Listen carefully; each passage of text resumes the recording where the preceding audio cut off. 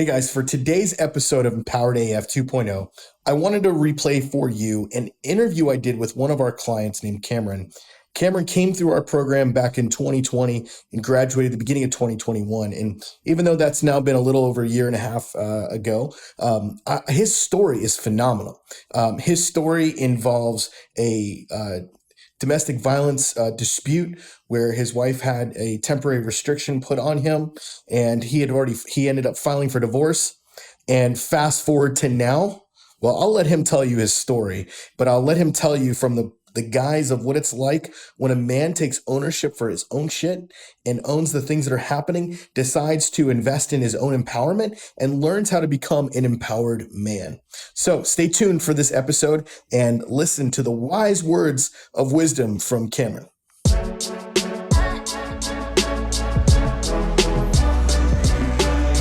All right, guys, welcome to another Empowered Man VIP case study. I'm so excited to have Cameron with me, who just graduated the VIP program a couple of weeks ago. And Cameron actually lives in the same state as I do. So we're going to have to hang out soon and get a beer, or coffee, whatever you drink. You never know these days. But anyways, he wanted to share his story. His story is incredible. Some of you guys are actually in the same spot he was in before he started the program. And look, this is not a disclaimer of saying, hey, if you do what Cameron did, you'll be exactly where Cameron's at. But it's to give you some hope that, you know what, even when the cards are down, even with all the shit is coming against you, you never know. So Cameron, thank you so much for joining us. Yeah. Hey, thanks, Mark. Good to be here. Good to be here. Yeah. So tell me what was going on before you got in connection with us. And I believe you were in like our free group for a while. So like a lot of stuff was happening, but what was happening before you started working with us? Yeah. And without going back too far, I'm in my third marriage, right? So let me start with that. And she and I dated for a long time, talked about getting married, finally got married about a year and a half ago. And even prior to that, we're doing some couples counseling because we knew there was some cycles and some things that were happening that weren't necessarily good. So we had done some of that work together.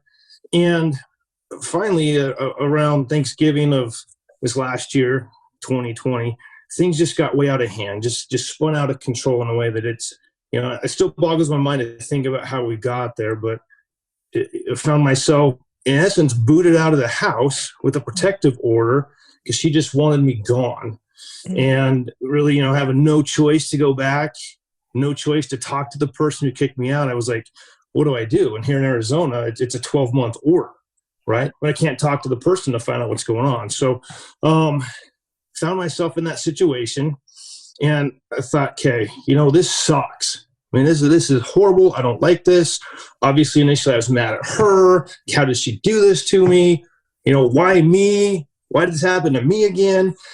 Interestingly enough, leading up to that actual me getting kicked out of the house, I had actually seen some ad or something on Facebook, Mark, of you. And I thought, oh, that looks interesting. I could probably use that. I've always been into some personal development. Yeah. And so I actually had a call set up. And the call happened about 3 days after I was given the boot. And I thought, you know what, let me get on, let me do that anyway and see, because I really need something now. Yeah. So it was kind of an answer to a prayer in a way, like, I need something and someone to talk to, yeah. Right? And the realization was hitting me about the same time that, you know what, okay, what's the common denominator here, right? I feel like this third marriage I'm in is on its way out the door again. I know I'm a pretty cool dude, but what am I doing wrong? Like, where am I missing the mark at? Yeah. And so then when I spoke with one of your staff members about it, I was like, this kind of speaks to me. Needed to own my shit, figure out me, empower myself, figure out leadership within myself, within my family, my kids, my wife, and that's the only way. And realizing that whether I could figure out how to make this marriage work some way somehow, if I want another relationship down the road, I was gonna have to figure out me. So yeah. Let's start on the path. And so started doing that. Gave me some time really to work on just me for about 4 weeks during the holidays. Really, work through the worksheets and stuff of Empowered Man. Work with you, Mark, and some of the coaches and the group calls. and really just gave me a chance to connect with other guys, to hear that their stories weren't that much more different than mine in some ways. Like some of the inner battles they were having were the things that I was having. I felt like, gosh, I'm not alone in this. Yeah. And what is it this us guys are doing that isn't speaking well to these women? And, you know, so that was comforting too. That makes sense. So, you know, fast forward a little bit, just prior to Christmas, she reaches out to me in email, you know, kind of breaking the order. And I was hesitant, you know, because if I respond, I could be, you know, legally liable and sent to jail. But, you know, I reached out to you, Mark, said, what do I do? And you gave me kind of some word track and helped me and realized that the situation we were in isn't really what I wanted. And it wasn't really what she wanted. Yeah. And cool enough, found out that she was doing her own work. She got herself into a program for her. And so her mind had shifted, her feelings had shifted a little bit, and it got us both to a place. We were both in a place where we could communicate a little bit differently and slowly started to communicate a little bit. You know, found ourselves into the old cycle briefly, and I really wasn't sure, you know. And finally, just after the new year, things have kind of clicked, and we know that we're not out of the woods yet. Yeah. But we kind of agreed, hey, you know what, you go do your program. I'm going to do my program and work on me. Maybe soon again we'll get into something with the both of us. But for now, you work on you and your garbage in your past and the things that have made you you. You know, embrace the good things you still have. I'm going to do the same thing. And we find that as we're doing that, coming together, and I don't want to knock on counseling, but we're like, you know what? I wish we'd have done this instead of 2.5 years of counseling, and how many tens of thousands of dollars later. Yeah. So, you know, at this, you know, like I said, I'm not out of the woods yet, but I mean, we haven't gone into our cycle in 6 weeks now, maybe going on 7. And usually, you know, if we had a 2-week stretch without going into the negative part of the cycle, that used to be good. Yeah. So, you know, I mean, even the other night we looked at each other and said, you know, I'm glad we're working on this. You know, I really love you, and I love who I'm becoming. Yeah. And I love the woman that I see, because you're different too. Yeah. And she knows I'm different. So, you know. What do you think was the major shift for you in the midst of it? Because I remember when you reached out to me about what do I say and all that stuff, and you had some realizations, like, but what was that shift for you before you got to connect with her? Yeah. I think it was something that I heard you say, Mark. It was, you said something about stop being an unempowered little boy and a whiny little bitch. I was like, you're kind of talking to me. And, you know, if I'm really honest with myself, and you had to get really honest, I had to get really honest with myself, right? Yeah. That's probably how I sound. And I went back in my head thinking about some times that I may have approached her and thought, why does this whininess come out? Why do I sound like a little boy? Yeah. And then on top of that, Mark, I was in the free group listening to some of the conversation, and then I caught it. I thought the talk that we have in the VIP group is obviously a higher level, right? Yeah. I mean, the first week or two those guys come in, you can hear the whininess. Yeah. And then you hear it shift a little bit. Yep. And I had shifted a little bit. So then back in that free group, I'm seeing just a lot of whininess. And so I'm replying, going like, you know what, here's my chance to help these guys, because I see the difference now. Yep. And let me give my piece. And I think in helping those guys, it may not have been helping them, but it was helping me. Yeah. Right?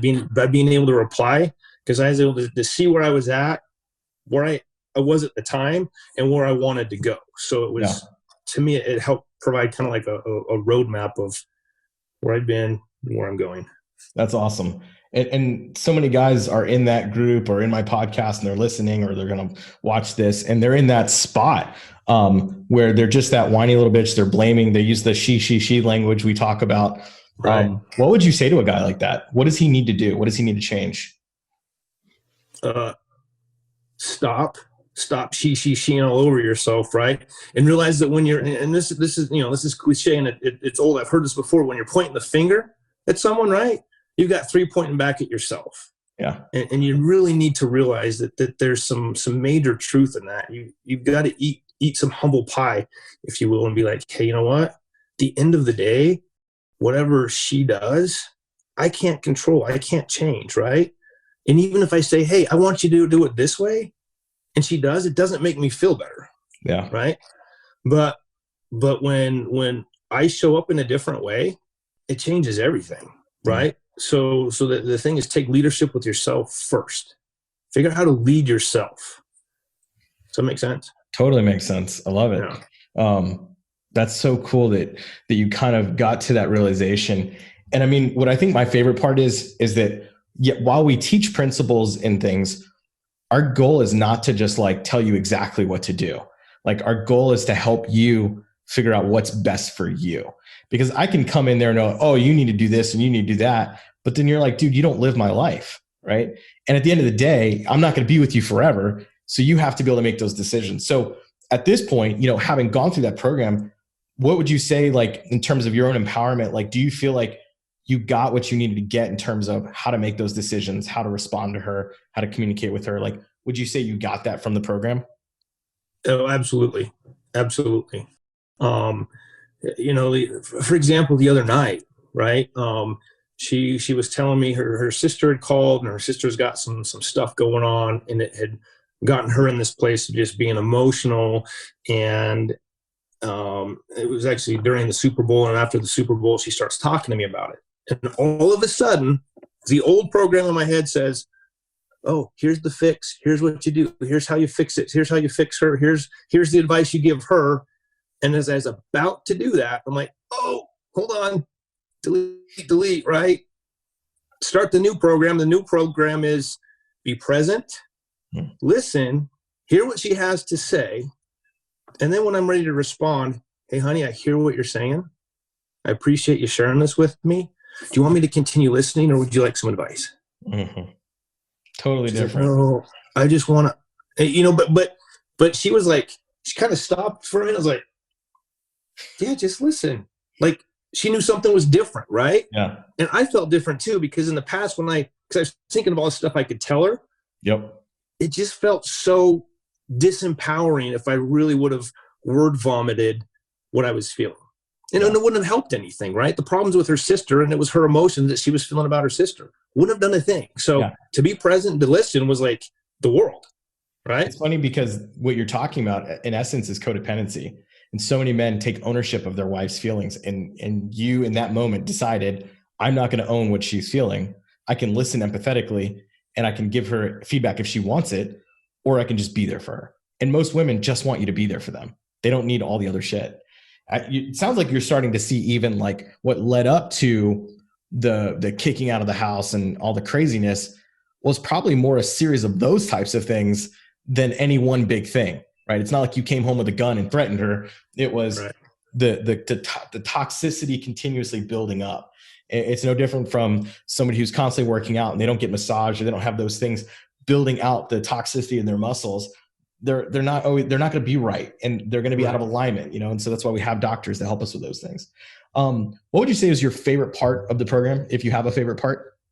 I mean, there were a couple of things that stand out. I think initially, my first week or two on, I heard someone talk about this apology letter, right? I thought, well, that's interesting. And of course, in the first part of the program, you're like, oh yeah. When I get to that part and she hears my apology, then she'll hear how sincere I am and she'll take me back, right? Still old thinking, right? Realizing it has nothing to do with apologizing to her. Yep. And so when I finally got there, I'm like, well, crap, here I am now. And I'm not going to say what I thought I was going to say for the reason that I thought I was going to say it. Yeah.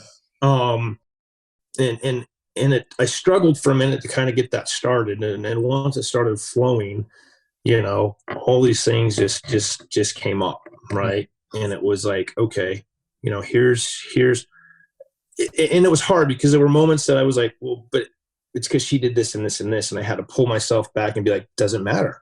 Right. How did I show up, or how did I not show up? And why did I show up this way? And I'm sorry that my actions made you feel the way that it did. Right. And so it was eye-opening to me, going back over our relationship and owning me and owning my garbage. And, whether I shared it with her or not at the time didn't matter, because I was releasing what I needed to release. And I felt like there was this release and this burden that was being lifted off of my shoulders. Right. Yeah. So I think that was probably one of the hardest to write in a way. Yeah. And I don't usually have a problem saying I'm sorry, but I'm realizing that, yeah, saying you're sorry and owning your piece of it are two different things. And that's what a woman wants. That's what this woman wants, especially. Yeah. Right. And it made me realize that in all of our arguments before, she's like, why do you explain? I'm tired of you explaining. And I'm like, but you're not hearing me. Just hear why I did what I did. Right. And realizing that doesn't work. I'm like, no. Yeah. Being like, defensive. But it makes so much sense to me, right? Yeah. It makes so much sense to us guys. Yep. But and so I've quit explaining too, and I think that's part of what that message or that apology letter did for me. If that makes sense. Totally makes sense. And you know what's funny, dude, is that so many times people think so many times. Guess who's home? Yeah, I know. So many times people think that that's about like the relationship or about her, and it's really has nothing to do with her. So I call our program to me is one of the sneakiest things, because guys come in a lot of times thinking, all right, I'm going to do this so to get an outcome. And what do we preach about outcome? What's the big thing we say? Detach yourself. Like, completely detach yourself from the outcome of wanting her back. Because there's no way forward if that's what you're trying to do, because it all comes from a place of manipulation versus strength. Yeah. Well, cool, man. I appreciate you sharing all this. What would you say in terms of, you kind of alluded to it, where you're at now? What would you say about where you're at now, compared to where you were at when you first started? Yeah, I mean, a much better position in place. It's an awareness more than anything now, right? And the biggest piece is trying to not slip back into old habits, because I'll catch myself, like I was just explaining about, the other night, right? My head was going to the old place, but I caught myself before the action happened. And so that's it, is still continuing to work the new program. Yep. So the old program doesn't take over. Yep. Because I see that still is easy. I mean, because the reality is I've probably done this old program, or I've grown into this old program for, 40 plus years. Yep. Right. Totally. And so, here I am 4 months later, still trying to rewrite portions of that program. Yeah. But now you have to, and you're equipped. Yeah. Yeah. Yeah. And part of me is like, it wasn't that hard. Yeah. Like, and I think too, I think I heard it before, Mark. I think there were times I was in couples counseling, and I think I heard the counselor say some of the same stuff you did, but I don't know if it's because it was coming from a dude. I don't know if it was because I don't know why it was different, but something about being in this group with just guys, I think, helped me hear it differently and understand it differently. Yeah, that makes sense. It totally does. I think it's like anything, right? Like a lot of times people want to learn things, and so they come to us and go, teach me something. And it's like, we're not inventing things. We're not like coming up with some, crazy off the wall thing that you give to your wife or do. Like, none of this has been invented by me. What we did was I went through this process and figured out what worked and what didn't work and where a man needed to be, and decided this is how the program will be run. But I think it comes back to environment. Like we create an environment where you feel like you're a part of something that's not you, right? Like you said, This wasn't just me. This, like I'm not the only guy. There's, 40, 50 guys in the VIP program, all going through the same shit that I went through. And it's empowering to know that. And then nobody's beating you up. Like our whole thing is like encouraging, uplifting you to not feel shamed about what you're going through. What would be the final thing you would say to a guy?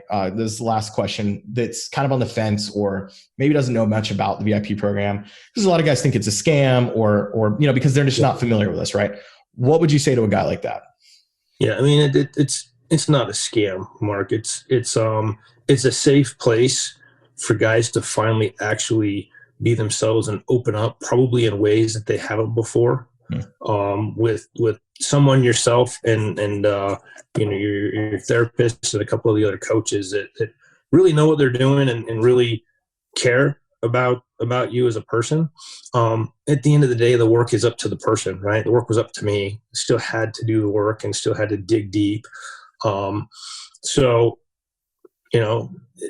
there's a financial investment, obviously.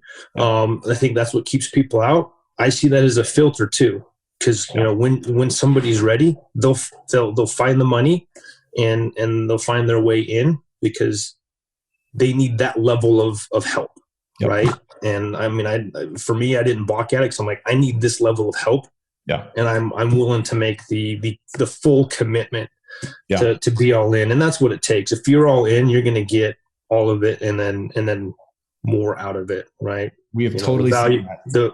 The value exceeded the price, so I made a few new guy friends, and I feel like I have a new connection, and that's something that I feel like I've lacked for probably since my early 20s is some additional connection to guys. Yeah, dude, that's awesome, man. Thank you so much for sharing. I appreciate you getting on and encouraging some guys. So guys, another story, another man going through exactly what you're going through, and he's winning.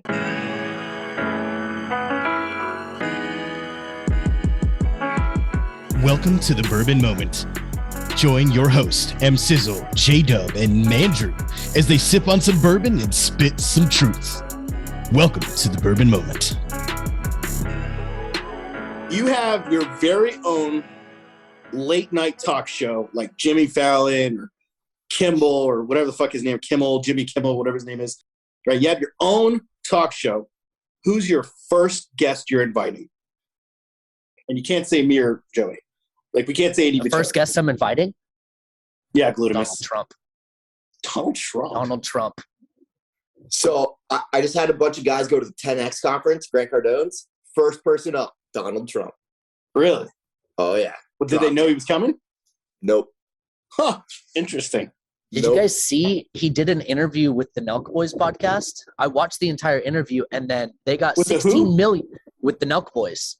Trump Who's the Nelk did, Boys? and the Nelk Boys were like a prank.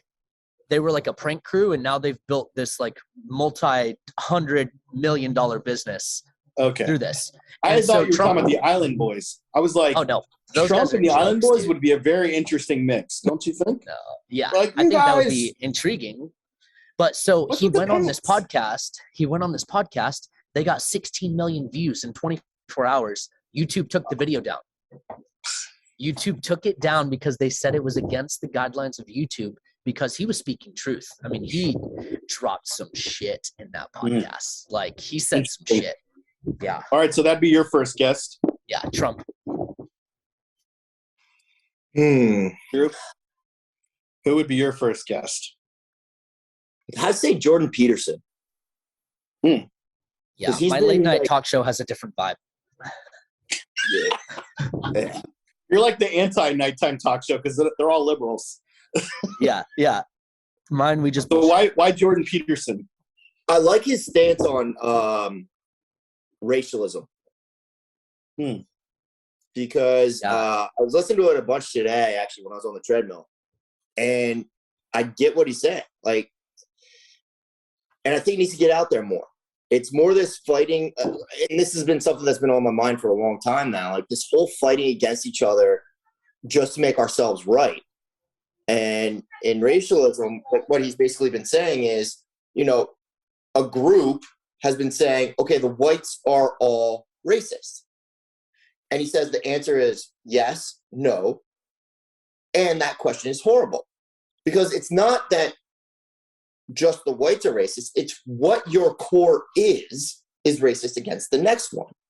So it's like, basically what he's saying is, like, if you're black, you're racist against the others. If you're Hispanic, you're racist against the others. It's where your upbringing comes from that's your core, basically, nucleus. And that whole premise of each being, or the whites only being racist, it's not true. And I've lived that. Like, I've had people that work for me that I hear some of the shit they're saying, but white people, I'm like, that's racist as fuck. Yeah. Right? I agree. I like that whole concept really got me thinking about exactly what's happening, and it's the truth. Yeah, I mean, there's such a spin this day and age on everything from a media perspective, right? Because it gets eyeballs. Yeah. It's easier to talk about what the negative is, and there's a narrative. Like, most people don't recognize when you turn on, doesn't matter if it's Fox, CNN, whoever, there is a narrative that is behind those. And it's like, the only way to understand truth is to synthesize all the information, the factual information as much as possible, and make your best judgment based upon all the facts. But you can't do that if you're just taking somebody's skewed version. I literally can't even listen to most, doesn't matter what side of the aisle it's on, news thing anymore, because I know it's so jaded towards one side or the other. And we live in a world that's like, it's easy to do that because we live in an offended society. Mm-hmm. And this is the issue we deal with men in our program, where it's like they come in offended at her instead of looking at themselves. And we have to get them to go, bro, I get that she hurt you, but what about you? Yep. And we're so focused on, oh, this person offended me. And to live in an offended culture has got to be one of the hardest things to do, because you find yourself, you're basically living in a borderline culture. And what I mean by that is somebody with borderline personality disorder will make you feel like you have to walk on eggshells everywhere you go. And that's what we've created as a society, which is interesting if you look at childhood wounds that create borderline personality disorder and the generation that is now in power, if you will, both also in the influential side of the millennials who are in power, because even though they're not in political power, they have a shit ton of power that is swaying Twitter, that is swaying different things. Cancel culture is all rooted in childhood development shit where they've never owned their stuff. And so then you take that into pandemic, you take that into, politics and Trump winning, and all these things. And it's just an offended culture. Yeah. Yeah. And the only way through that is through healing. Like, think about that. The only way for our culture in America, at least, and in the world, probably globally, is for all of us to individually do our own work and not blame or hit the she button or not blame every other person, but look at me and go, what can I do to contribute to the progress of this, not to the detriment of it? To humanity. Yeah. I mean, literally today, when I was coaching today on the homework call, we mostly worked on triggers, right? And all these guys were like, I'm so triggered by this and this and this. And hey, I get it. I understand. Let me flip the switch on you a little bit, though. You keep getting angry when you're triggered. What do you think's happened on the other side? Yeah. And that's what is really being missed. Like you said, that's what's being missed. It's woe is me, woe is me, woe is me, or I'm doing the work, I'm growing all this, but she's still triggering me. Dude, you're still triggering her too. Yeah. And it also means that she still has power over you. Yep. Which is a victim. Yep. You're a victim of her power because you don't know what to do with yourself. You don't know how to own your own shit. And this is why we preach to the guys all the time. If you're listening to this, essentially it comes back to ownership is the key to freedom. Yep. That principle just speaks volumes. It's amplified. If I own my shit, I have freedom. And it doesn't matter in what aspect or dimension of life. As a father, if I'm owning myself as a dad, then what my kids do is not necessarily a direct reflection of my failure, but is a direct reflection of their choices. And all I can do is own the parts that I didn't do well and own the parts that I did do well. And that gives me freedom. And it goes the same with relationship. It goes the same across the board.